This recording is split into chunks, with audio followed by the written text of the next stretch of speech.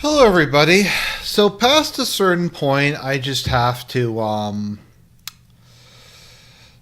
say, I'm probably just gonna have to keep covering this stuff on an almost daily basis because we're into the story now. Like, we had a couple crappy filler arcs, but now we're getting some real arcs. We're getting some actual good arcs going on with the whole Ukraine cinematic universe. We've got drama. We've got a reboot of a previous movie that was not successful, but they decided to bring it back for some reason. And it's just kind of like e-drama, but in real life and with hundreds of thousands of people dying and actual consequences and the possibility of World War III. So I guess it's really not like e-drama, but it is what it is. So, okay, let's try to figure this shit out. So it turns out, and this is the latest theory, and once again, we're on so many levels of 24-hour, 40 chess plan ops, that this is basically what happened with Zelensky and the mineral deal.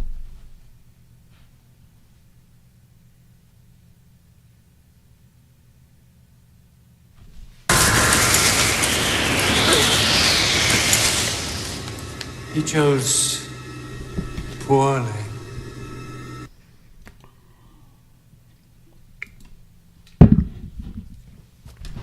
Oh, there we go. This will probably be the whole scene.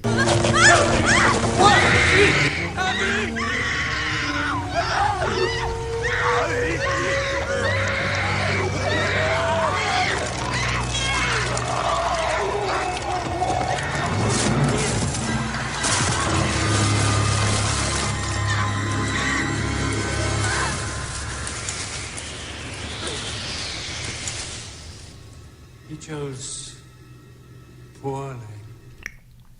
So the theory I've heard is the point of the minerals deal was some sort of like a test. And the test was to see if Zelensky was ready for peace. And I don't know if it was like a shit test or what it was, but it was basically like the idea was they were offering Zelensky this deal that didn't make any sense, and if he hadn't accepted it, that would mean that he accepted a peace agreement. But because he didn't accept the deal that made no sense, that means that he isn't ready for peace, and they're pulling out. I don't know. Once again, we're on so many levels of nonsense at this point in time. If I wasn't following this every day, I would have no idea what's happening. Like I said, the writers are really going over the top in this season. So the writers are really trying their best. But let's see here. Let me know if the audio is okay. I'm just downloading something in the background, so hopefully it's not using up all of my bandwidth. So that seems to be what the case is that this was a test, and Zelensky chose poorly. So what is the result of him choosing poorly? Well, their actions have consequences.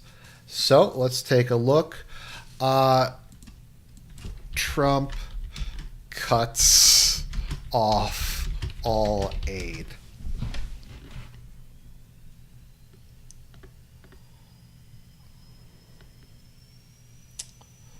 Come on, you can load. So the consequences of Zelensky not accepting the deal that didn't make any sense is that all the aid has been torn off, but has been shut off, and now Zelensky's in a similar scene to I think his name's Donovan at the end of The Last Crusade. He chose the wrong grail. The mineral deal was the wooden cup. The mineral deal was the wooden cup, and the the continuing fighting was like the jeweled cup, and he took the jeweled cup and he drank it, and if he hadn't drunk the wooden cup, then it would have worked out or something. I don't know. Just in the chat, do people believe that? Because I honestly just don't really know at this point in time. Things are just moving really, really fast. And it's kind of hard to tell what's even going on. It's looking like, let me see here.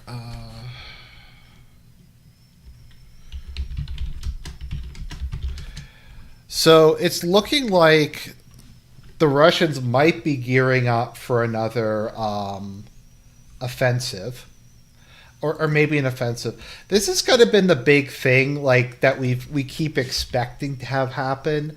That we're going to get another big Russian offensive, and then they're kind of continuing their slow grinding pace, just kind of gradually making progress. I have heard, though, it looks like there are starting to have some attacks in the south. I'm trying to remember, Constantine, maybe where it was. Didn't the Russian soldiers do a big flanking maneuver? I think it was in the Kharkov region, where they landed with a bunch of like dinghies and outmaneuvered part of the Ukrainian army. So yeah, History Legends did a good job on it, but that's happening. I've also heard in the south there might be some sort of actual action on the Kherson front. I think once again there's just a couple cities left. Like once Pokrovsk and Chasiv Yar fall, I don't really think that there's much else. But I think that's pretty much so it's going along, and then there's just kind of the question of, is Russia, because I don't really know what I'd do if I was the Russians at this point in time, because it's looking like, as is true with Schrodinger's war, that the war could be over next week or it could be over next year. Because it sounds like periodically Trump and Putin almost like randomly have a deal and then they don't. And then we're going to have the mineral deal, which would have been a security guarantee for Ukraine that would have ended the war. But now we're not. And now it's just going to go on. So if I'm the Russians, I just don't really know what I'd be doing at this point in time. Like, do you just want to kind of gradually keep moving forward to keep the pressure on? Until the Ukrainian army collapses. The danger, though, I think, is if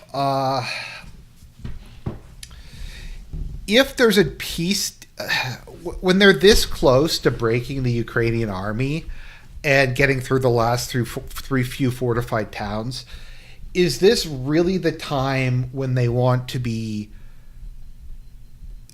doing a peace deal and compromising? Like, would it be better for Russia if they waited a month or two and maybe grabbed some more territory? Because their maximalist demands at the moment is just going to be the 4 regions.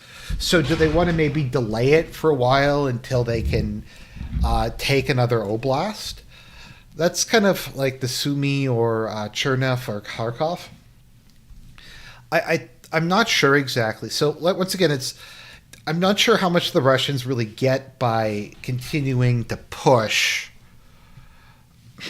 It's very difficult. I think basically, and I've been saying this for like the last year or so, I think that the Russians are just operating on the principle that there's going to be no deal and that they're just going to have to solve this war on their own.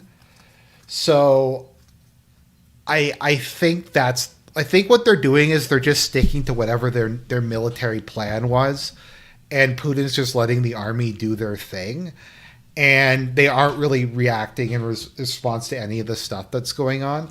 So I think, like, as I've said, I think the Russians are just like, at this point, these guys have no idea what the fuck they're doing. We're having all this like teenage drama shit. We're just going to keep the general staff have a plan. It's working. They can just keep doing what they're doing. and we'll deal with peace negotiations whenever it comes up. So, I think that's where we are. As to what the demands are eventually going to be, I'm not sure. Once again, I don't know if Russia wants to take more territory. I don't know if they're going to march on Kiev, if they want to install, what's his name, that guy who's in exile who ran against Zelensky.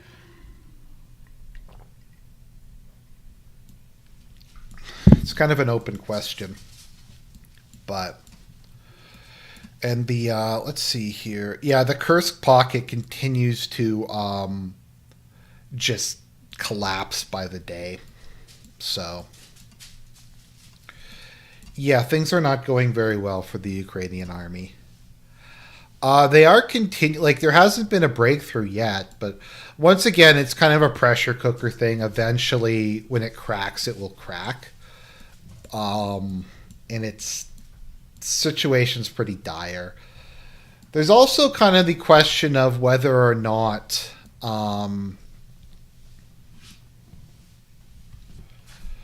what was it again? Sorry, I lost my train of thought there for a minute. Yeah, so it's not sure if Russia wants. It would be better for them to just launch an offensive now and try to push and try to collapse the lines, or just to keep doing what they're doing.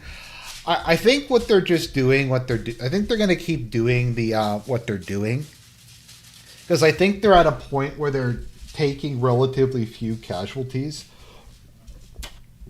versus the Ukrainians, and they're mostly relying on their firepower advantage. And they're content to just kind of creep forward and minimize their losses at this stage of the war. Once again, Russia didn't have to go to a war economy, and I don't think there's been particularly large deprivations on the home front, so they're not in any particular rush to end the war. So the idea of trying to force an earlier end, I don't think is palatable to them. But once again, I don't know what Putin's planning.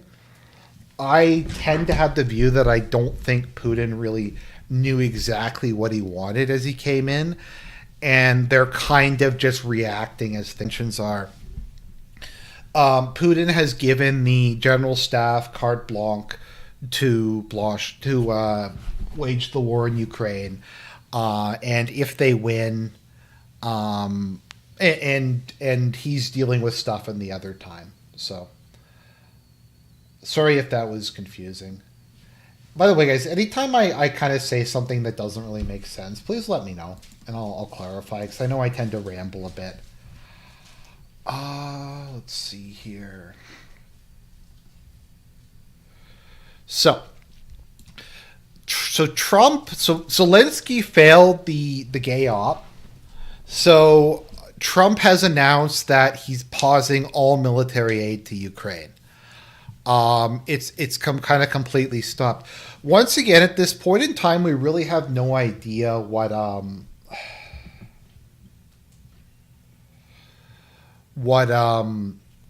Trump is doing.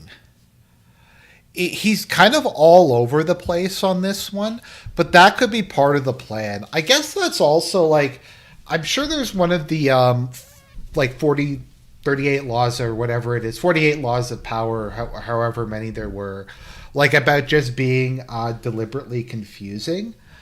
I think maybe that's part of the goal, is for Trump to just act randomly in ways that kind of work out, so people overestimate him that he has a plan even when he doesn't have the plan. I just don't really know what exactly is happening. So I will give you what I think. What my personal speculation is. I think that Trump pretty early on just wanted this war to be over. And I think he realized, and the guys around him realized, that Zelensky would never negotiate. So the decision that they came to was to deliberately scuttle the war by trying to kind of screw around with Zelensky but do it in a way that made it look like it was his fault. Basically, to call him on all of his nonsense, and just start to be honest about how poorly the war is going and stuff like that. And the ultimate goal was to present him with some sort of deal, like the mineral deal, that he would reject. I think basically this is a long game of just trying to find a reason to throw Zelensky under the bus and abandon him in a way that makes it look like it's his fault and the Europeans' fault and Biden's fault. And his administration doesn't face the same issue that Biden did with Afghanistan, where it's his responsibility. Let's see here.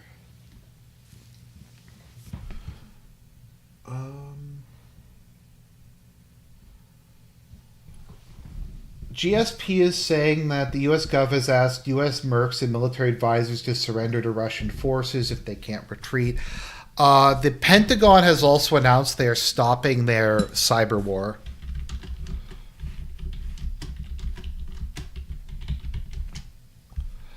So Hegseth has announced that they are ending the cyber war against Russia. They're just continuing to de-escalate. From my understanding, I agree with that with my assessment. Sorry if I'm kind of tired, but I kind of needed to cover this. Yeah, so I think this whole thing was to try to get Zelensky to do something stupid, and to get the Europeans to do something stupid, so Trump could get out of this. Because I think Trump, I know like Vance certainly knows because he's seen the videos. Vance probably watches the Duran, to be honest. I think there's like a 50-50 chance he does. And he knows what Zelensky's like. He knows how bad the war is going. So I think he gave enough rope for Zelensky to hang himself. And it's just kind of a combination of different things, because I think Trump just wants to abandon him and just let the Russians finish the job or do what they will. But they have to try to come up with some way to get out of it without it looking like a total failure.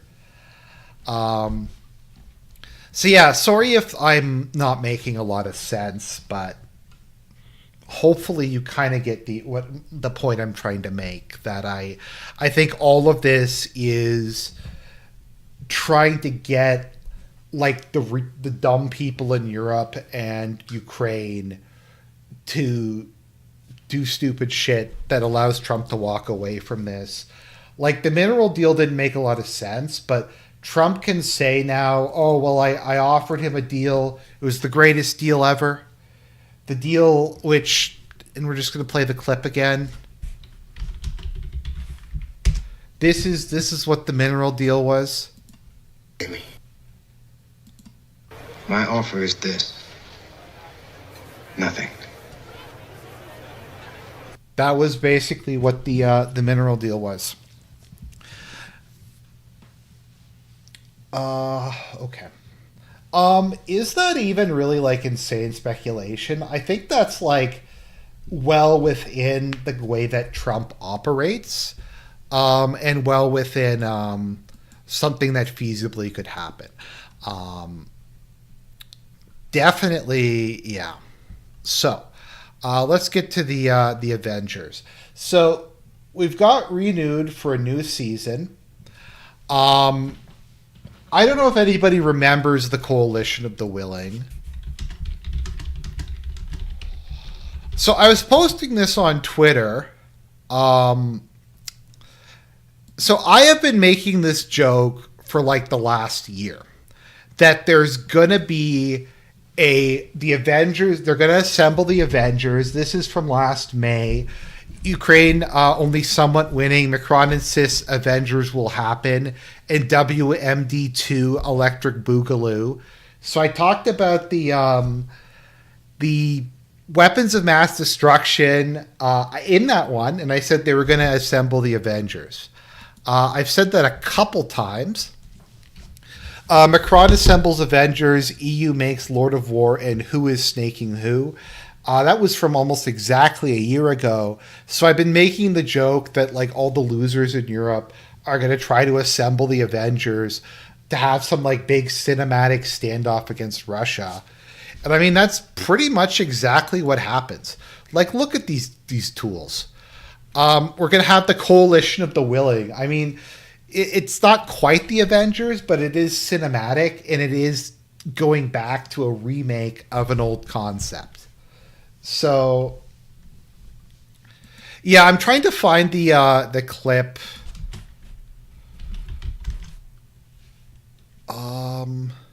Where Bush calls it the mother of all coalitions. So let me see here. Okay, so the original Coalition of the Willing. So the Coalition of the Willing was formed after 9/11 during the invasion of Iraq, and it consisted of American allies who opted to take part in the invasion. So the coalition didn't really make a lot of sense. I feel like a lot of these countries were just paid by the U.S. to take part in it, so they could say that there were countries who were part of it. The main countries, of course, being United States and Britain, and then everyone else was just kind of secondary to it.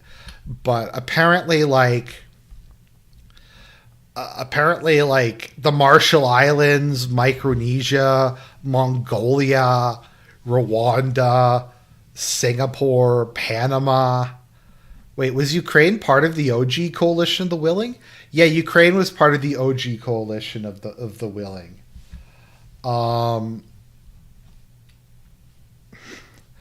So that happened, and it was widely mocked. Okay, and then we have the new coalition of the willing. So let's take a look at this. Where was it?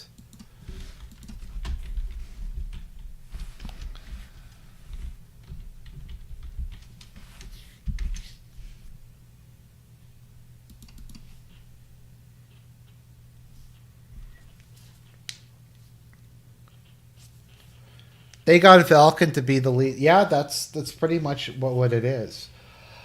Okay, so the lead up to this. So once again, it's hard to know who's running gay ops against who at this point in time. So the European plan, I'm gonna like close my eyes just so I cannot be distracted when I explain this. So the plan was that Macron and Starmer were going to, and Keir Stormfront, were going to go over to the U.S. and they were going to butter Trump up, and they were going to talk him into the mineral deal and talk him into supporting Ukraine and talk him into backing the coalition of the willing and all this stuff.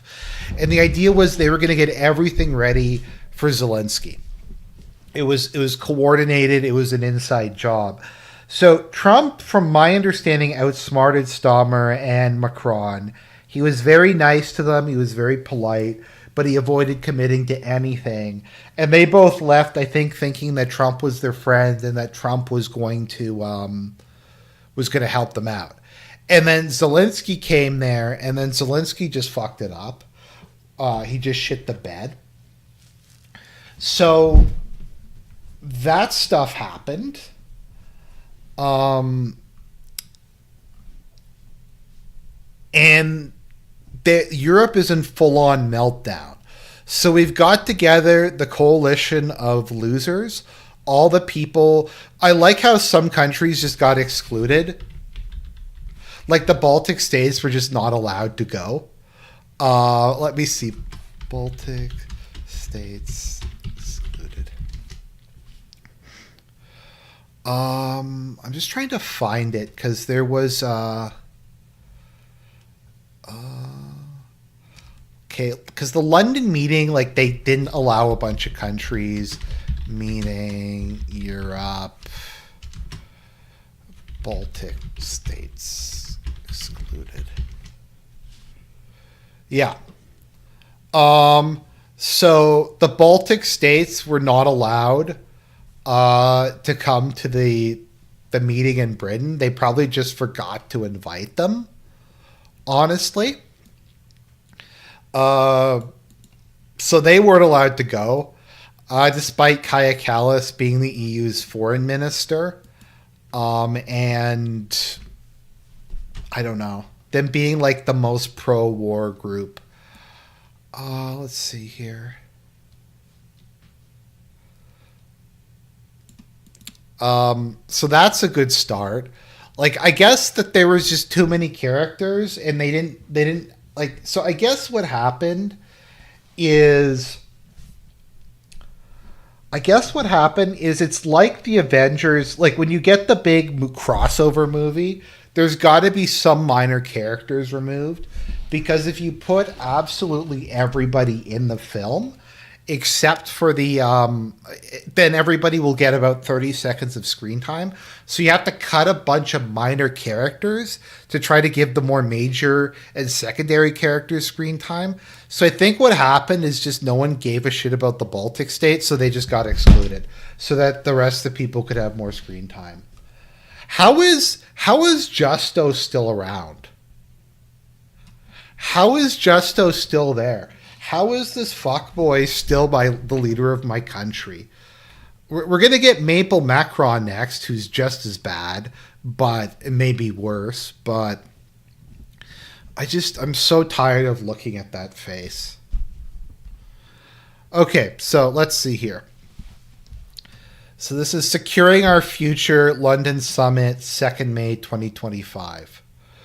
British Prime Minister Keir Stormfront, notorious white supremacist, has told European leaders they all need to step up to a once-in-a-generation moment for the security of the conflict at a summit in London aimed at strengthening military cooperation and reaffirming support for Ukraine's war against Russia. Okay, so European leaders agreed they must spend more on defense to show Trump the continent can protect itself.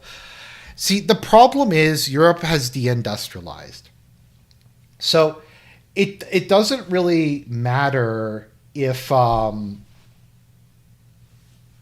it doesn't really matter how much money they spend, because if you spend money and there's nothing to buy, then price is just infinite. Like, I'm trying to think of how this would look on a supply-demand graph. It would be there's demand but no supply.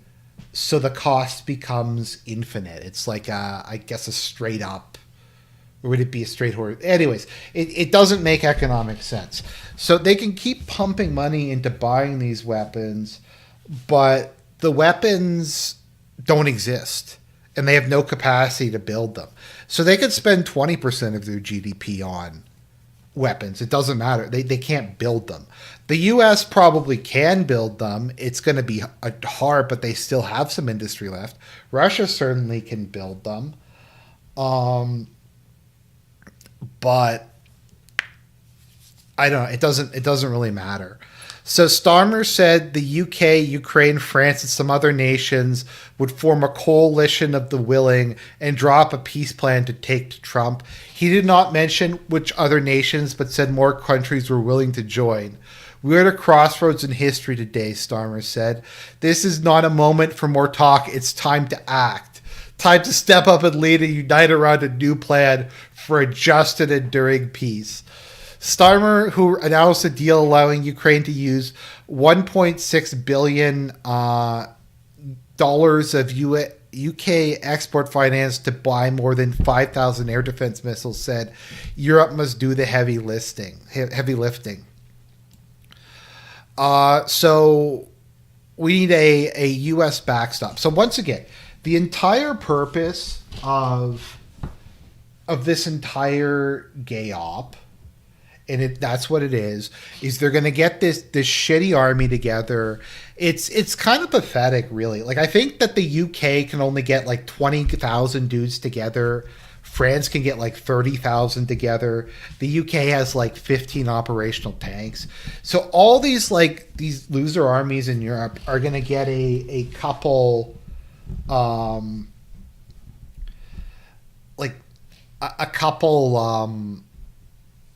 tens of thousands, maybe like 50, 60,000 if they're lucky, who won't have basic equipment like artillery because they used up all their shells. And they're going to send like these 60,000 dudes to Ukraine, and they're going to go up against the Russian army of, what is the Russian army up to at the moment? Like 800,000 guys, who have basically everything. And they're going to immediately get slaughtered in a horrific way. Putin has said any European troops that enter Ukraine will be considered enemy combatants and treated accordingly. Yeah, I guess but the Poles are not interested in it. The Poles said no. You're right. The Poles actually do have an army. The Poles actually have a fairly large army, but the Poles have said no, they're not going to take part in this nonsense. I guess like Turkey would be able, but why is Turkey even there? That's what I want to know. Like, I guess just because Erdogan's a snake, so this is his attempt to grift. So the idea is the backstop. So the idea is the coalition goes there. The coalition gets their army wiped out by Fab 3000s and artillery and drones and everything else. And then they trigger Article 5 and the U.S. comes in to fight the war. Now, the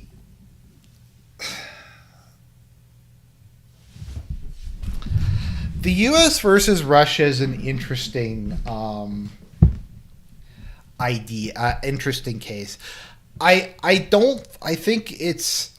not really sure. I think that the U.S. has a large advantage in terms of aircraft.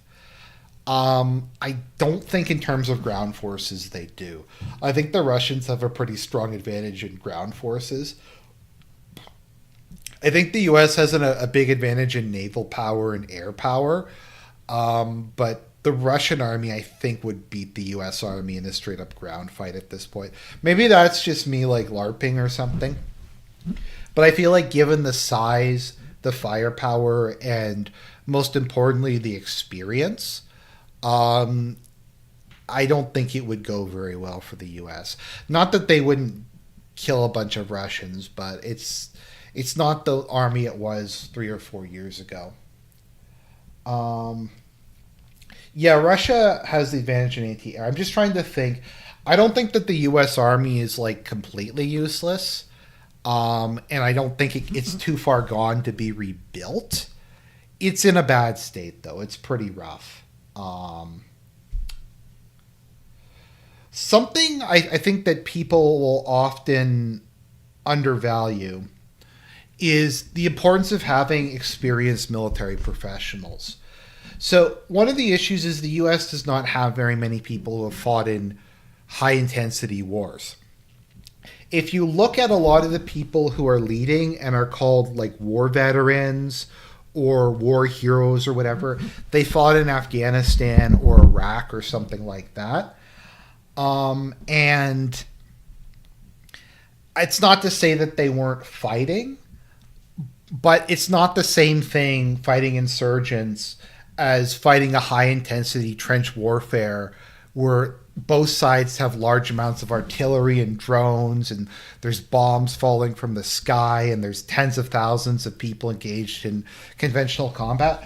Russia is going to have, by the end of this war, like 1 million men with significant military experience. They will be able to have a competent officer corps for the next generation. They will have hundreds of thousands of battle-hardened soldiers who they can send in. Regardless of what you think, that counts for something. Like, these guys are going to be really toughened up, and they're going to have these for decades now. And even if when the soldiers get too old, they're going to have an experienced officer corps. And all the experienced drone operators and all that stuff. And that's a pretty big advantage. So Ursula von der Leyen said on Sunday evening that Europe urgently needs to rearm and member states must be given the fiscal space to carry out a surge in spending. So this is part of the grift. that we're going with.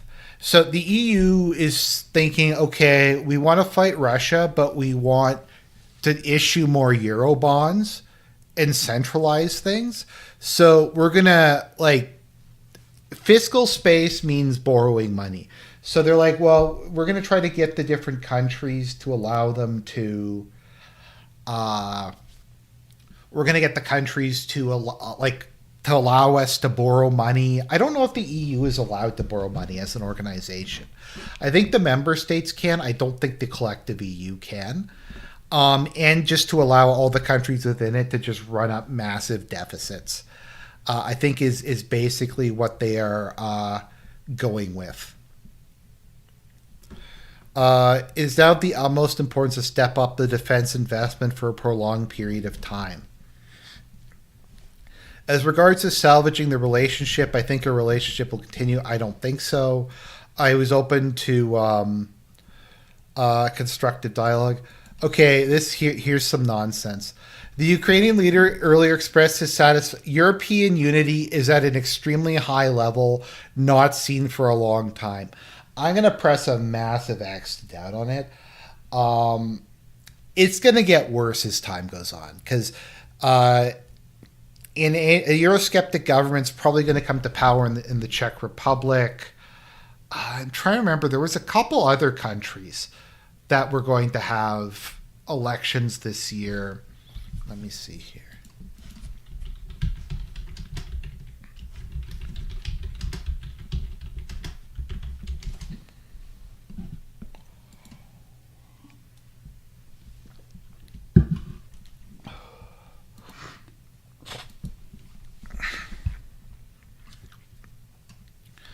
The North Koreans were in Kursk, according to Troust and Bra. Somebody said, I don't know if you saw this, Constantine, but I forget who it was in the UK was punishing this, publishing this Cope post that Russia took more casualties in 2024 than they did in 2022 and 2023 combined. So Germany has a fractured parliament. We are going to get the Romanian election that was canceled, and they arrested the opposition leader. There was that. Let's see here. Norway's not part of the EU, though. I think the Czech Republic. Yeah, Czech Republic is having one. I thought there was a couple others. Maybe I'm wrong. Canada is going to be having one this year. Also, why is Canada there? Like, Canada was also at this meeting. I'm going to put it now. I'm not going to go fight Russia for Justo. They can put me in jail as a conscientious objector or whatever. I am not going to go to Ukraine and die for Justo. If I had been drafted to go fight ISIS, I would have done that. But if they bring in conscription to make me go fight, like, for Zelensky, I'm just, no, I'm not going to do that. That's just, yeah. They're welcome to try, I guess. Canada doesn't even really have an army, so I don't even really get, like, what this would accomplish. Anyways. Let's see here. Security package. This $3 billion loan, which doesn't really matter because that's basically the case. Am I eligible for conscription? I probably am not, actually.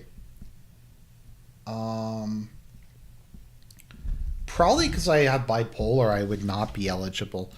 But which would be good. Also, we don't have conscription, and I don't think that would ever go down. Let's see here. So that stuff happened. The Baltic states were pissed off. Let me see here.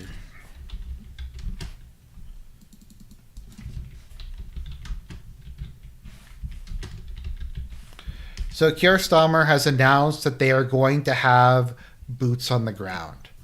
That the UK is definitely going in Is he turning into Harry Reid? He's starting to look like a turtle.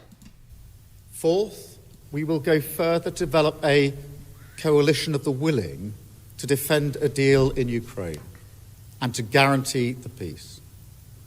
Not every nation will feel able to contribute, but that can't mean that we sit back.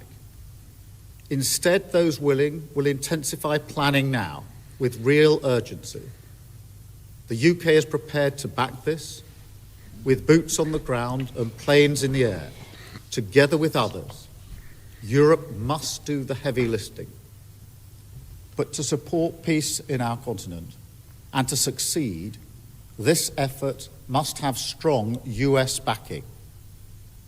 We're working with the US on this point after my meeting with President Trump last week. And let me be clear, we agree with the President on the urgent need for a durable peace. Now, we need to deliver together. Finally, we agreed that leaders will meet again very soon to keep the pace behind these actions and to keep working towards this shared plan. We are at a crossroads in history. Okay, I don't even know what the fuck he's talking about. But so that's Starmer. We're going to war, guys. The UK is going to go and actively fight Russia. That's not a good. That's going to turn out well. I mean the UK doesn't. What was it again?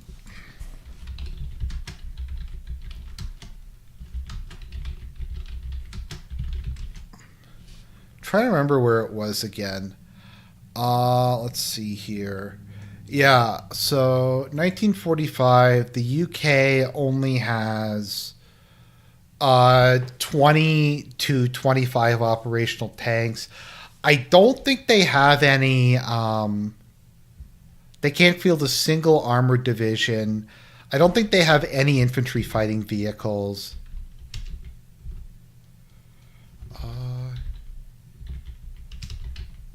I think they have like basically none at this point in time. So yeah, strong U.S. back. Well, it's once again, it's their whole plan is just to scam the U.S. into coming in and trying to save them. So it's just a complete and total joke, more or less. So that's the plan.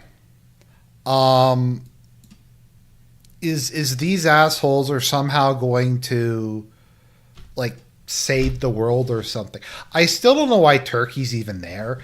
Once again, I think that Turkey's there and they were listening, and then they were going to sell. Maybe they'll just sell the information they got to Russia, and that's the current like scam. I don't know. Erdogan's always running scams. I got to give him credit. I got to respect the grift.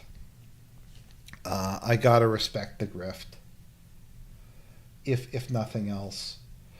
Let me see. Is Meloni there? Because I find Meloni in all of these pictures. Yeah, she just looks like she does not want to be there. She just looks like she just would rather be anywhere, but with these assholes. So that's the plan. That's the plan. I think Poland is the only country that has an actual army. Polish army. Poland's been massively rearming. Okay, so the Polish army has 100,000. Let me see here. I'm just trying to look at how many tanks they have.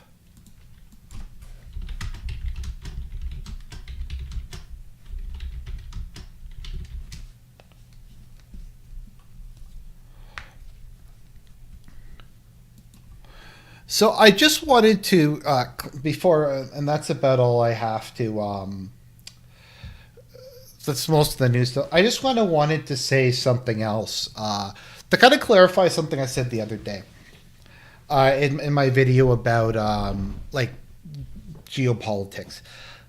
Personally, as I said, I'm not a third worldist. I like the idea of the collective West.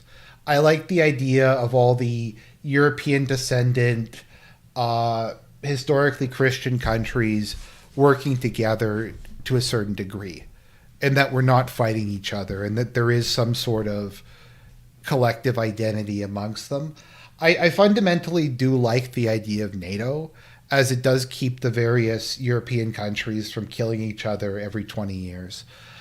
And I don't even think necessarily the EU is a bad thing. The problem is that all of these institutions are just led by complete and total scumbags who hate their populations.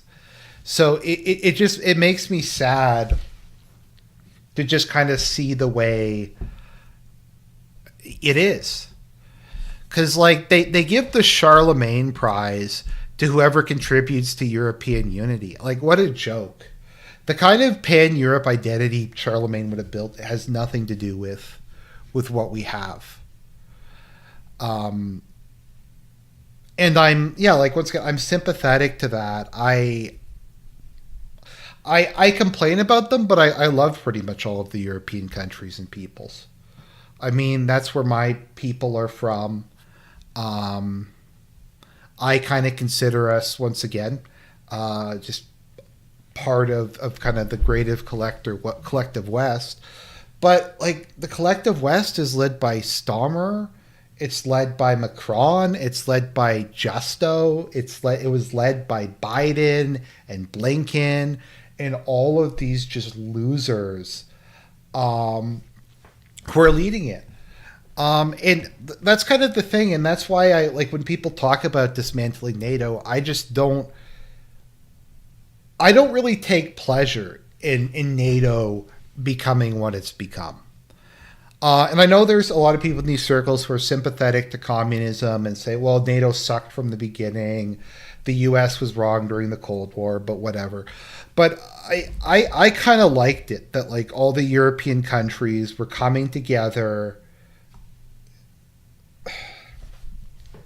We're coming together to work together to end all the nonsense that they were going through. And I think that would have been a good thing. The problem is that the EU is soulless. It's irreligious. It's hedonistic. It's run by literally the worst people they could find in Europe, people who hate their own populations. They're also retarded and incompetent and inept. And I don't know. It's hard for me at a point. We're at a point in history where all of the European descended peoples have never been kind of more politically united, I guess you could say. But it's such a shit show, it kind of needs to be dismantled. Like, once again, I don't think the EU is necessarily a bad idea. I don't think it had to become necessarily the bizarre, like, chimeric monster that it's become. And once again, that's kind of where I differ from a lot of people on the third worldist front. Is, I don't know, like, I use the term indigenous European, but I don't know. I like white people. I like that we were working together more or less and we'd stopped killing each other.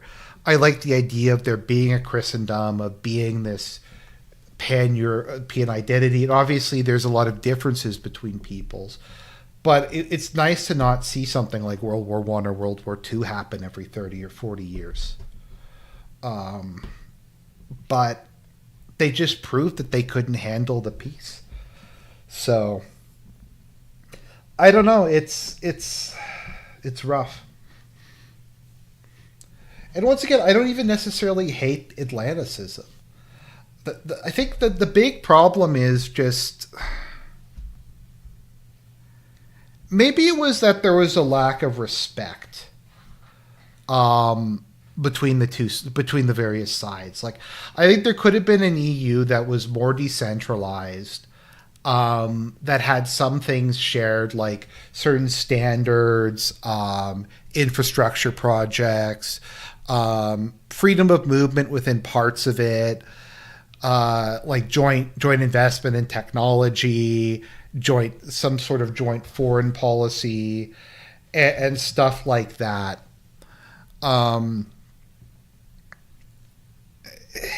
but it had to go into all this other stuff and take over things that never really should have. So Europe cannot unite and it's dead. I mean, there's the global American empire, and I get that it's bad. At the same time, though, and I said this when I was watching. I think I said this in my review of Titania. Even the guy, the main character who hates Titania, says a lot of people will feel will regret when Titania is gone, who hate it, because the stability it brought and the relative certainty it brought, even if they blamed it for everything, is something that they will come to miss. And I do think that the world will miss America when it's gone. I think for all the dumb stuff America's done, for all the global American empire, for a lot of the corruptions they've done, I think we will only start to appreciate the good that they've done. And I think the things that they did is something we will notice, and it's something I only think we will take a grasp on once it's gone. And I've been saying this for years. I don't really... The only reason I take pleasure in the downfall of the U.S. is because I'm hoping it'll allow some countries to save themselves. At least countries like Hungary or Slovakia or something, without US aid and without the constant threat of coups. Without the constant threat of coups, hopefully some of these countries can survive what's coming and what's happening at the moment. But yeah, I don't think America. I think it's very hard for us at the current moment when all we're seeing is like at the end. It's kind of like, once again, and it's kind of like watching The Sopranos versus watching The Godfather. Like, one took place at the height of the mob, when things were going good, when there was like respect and loyalty and money, and then there's the end of the thing where it's a bunch of just losers fighting each other over pennies in the ditch. And that's kind of the America we're seeing now. And even when I was growing up and it was under Bush and stuff, I don't know.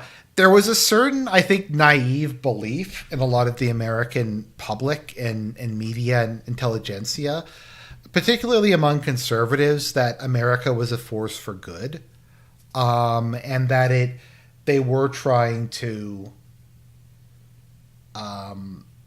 make the world a better place. And a lot of it failed, but that they had good intentions. I don't think that's the case anymore. I think it's bad people with bad intentions making bad decisions. I think it's also important to keep in mind that it's hard to be the boss. It's hard to be the ruler. It's hard to be the great power. It's hard to have to make the decisions that nobody else wants to make. And in America's defense, they've had to do that especially since the end of the Cold War. They've had to choose between different sides. They've had to basically wield the power of life and death, of global economics and stuff like that. And that's not an easy thing to do. When you have everybody second guessing you and stuff like that. So am I defending all the stuff that America's done? Am I saying that the global American empire isn't at this point a bad thing? No, but in my incoherent way, I'm saying I think we'll only come to appreciate whatever good it did once it's gone. And I think also Trump made a point that I think really hit home, is he said, look, I've stopped wars that you've never even heard of. You don't know what goes on behind the scenes. I recently stopped 2 people from going to war. You don't know the stuff that we do that you don't see. And you kind of have to wonder about that. Like, what has been happening behind the scenes. Anyways, that's about all I had to say. I just kind of wanted to clarify that. Because I don't know if I explained it particularly well. Anyways, guys, God bless you all. Hopefully I won't have to cover anything for the next couple days. I know Trump has a State of the Union, but hopefully like the State of the Union won't contain anything that I actually have to like cover. Anyways, guys, God bless.